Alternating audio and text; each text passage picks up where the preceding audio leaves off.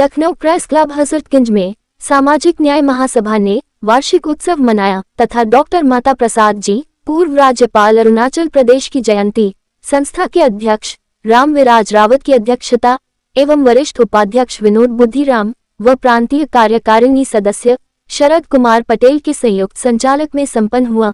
अधिवेशन में पंजीकृत तिथि 25 अक्टूबर 2024 से अब तक के महासभा के तत्वाधान में किए गए कार्य और उपलब्धियां को आम सभा के समक्ष प्रस्तुत किया। कार्यक्रम में संगठन के भारी संख्या में पदाधिकारी व सदस्य मौजूद हुए। कई वक्ताओं ने संगठन के पक्ष में अपनी बात रखी और माता प्रसाद जी की जयंती के अवसर पर वक्ताओं ने उनके व्यक्तित्व पर प्रकाश डाला।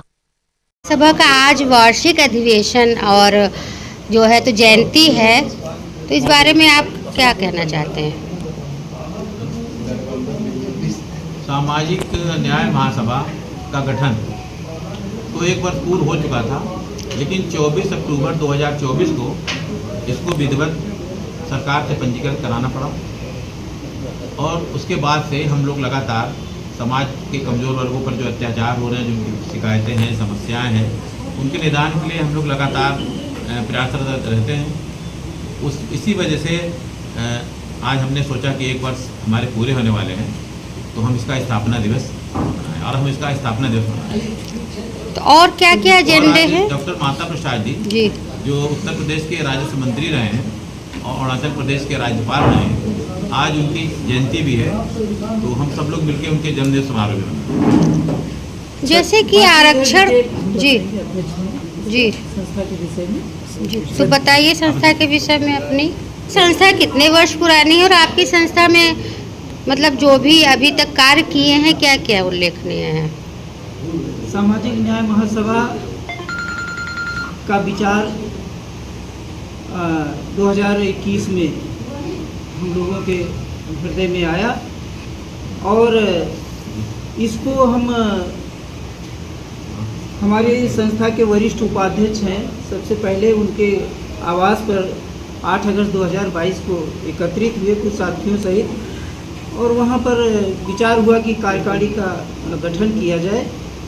उसके बाद फिर 2022 में ही नवंबर में फिर से बैठे और संगठन का विस्तार हुआ। उसके पश्चात समय समय पर हम राष्ट्रीय मुद्दों पर काम करते रहे हैं। इस सामाजिक न्याय महासभा की ओर से चाहे मोहनलालगंज हो, चाहे लखनऊ में हो, जिला प्रशासन की तरफ से हम जो है ज्ञापन भी देते रहे हैं। अन्याय उत्पीड़न के खिलाफ संविधान दिवस के अवसर पर रैली और पैदल मार्च निकालते रहे हैं और चाहे मेघवाल जो राजस्थान का बच्चा था उसको जो है निर्मम हत्या की गई थी, उस पर कैंडल मार्च हम लोगों ने निकाला, प्रदर्शन किया। साथ ही शिक्षा के क्षेत्र में अभी जो 5000 उत्तर प्रदेश के विद्यालय बंद हो रहे थे, उसमें सामाजिक न्याय महासभा ने डीएम साहब को जो है ज्ञापन दिया। ऐसे में ये संस्था 3-4 वर्षों से काम कर रही थी, लेकिन विधिवत इसका हम लोगों ने जो है अगस्त 2024 में इसकी प्रक्रिया शुरू किया, रजिस्ट्रेशन की। हमारे साथ में अधिवक्ता भी हैं और कर्मचारी भी हैं, सामाजिक कार्यकर्ता लोग हैं, अन्य विभिन्न क्षेत्रों के लोग इसमें जुड़े हुए हैं।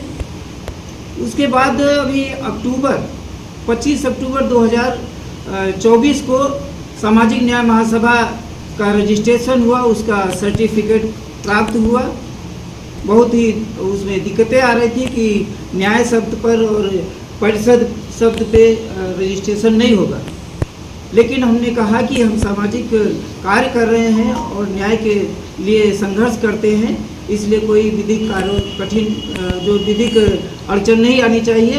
फिलहाल रजिस्ट्रार से मिल करके बातचीत करके सामाजिक न्याय महासभा का जो पंजीकरण हुआ। हम वार्षिक अधिवेशन अक्टूबर 25 में करना चाह रहे थे, लेकिन देखा गया सुविधा अनुसार आगे पीछे भी हम वार्षिक अधिवेशन कर सकते हैं, अमूमन ऐसा होता रहता है। आज 11 अक्टूबर को हम यहाँ पर ऐतिहासिक जो आपका प्रेस क्लब है, इस स्थान पे इसका वार्षिक अधिवेशन संपन्न कर रहे हैं। और अभी संगठन के विस्तार के लिए हम प्रांतीय जिला और विभिन्न जिलों के पदाधिकारी नियुक्त करेंगे, उनको नामित करेंगे और आने वाले समय में हम अन्याय उत्पीड़न के विरुद्ध कार्य करेंगे। अभी जो CJI पे किसी अधिवक्ता ने जो जूता फेंक करके उनको अपमान किया, सार्वजनिक रूप से अपमान किया है और सार्वजनिक रूप से अनुसूचित जाति के किसी भी व्यक्ति को कोई अपमानित करता है तो SC/ST एक्ट उस पर प्रभावी होता है। और हम एक विज्ञापन बनाएंगे सभी की सहमति से, उसमें कई बिंदु डालेंगे। सामाजिक न्याय महासभा की ओर से राष्ट्रपति, प्रधानमंत्री और CJI को ज्ञापन हम लोग प्रेषित करेंगे और घोर निंदा करते हैं कि जो एक संवैधानिक पद पे बैठे हुए और महत्वपूर्ण पद पर बैठे हुए एक अनुसूचित जाति के व्यक्ति पर इस तरह से अपमानजनक कार्य किया गया है, इसकी निंदा करते हैं। और आने वाले समय में ज़रूरत होगी तो हम अन्य संगठनों से मिल करके इस बात को आगे बढ़ाएंगे। 2027 की आपकी कुछ तैयारी खास? ये हमारा प्योर सामाजिक संगठन है और इनडायरेक्ट में नहीं, फिर भी सामाजिक संगठनों का भी एक उद्देश्य होता है कि वो जगह जगह जाके जनता को जागरूक करें। हाँ, जनता को जागरूक करें, जो हमारे संविधान की रक्षा करेगा, संवैधानिक मौलिक अधिकारों की रक्षा करेगा और हमारे अनुसूचित जाति देश हित में जो भी हमारे सामने उन परिस्थितियों में जो भी संगठन या पार्टी आएगी उसका हम इनडायरेक्ट रूप से समर्थन करेंगे।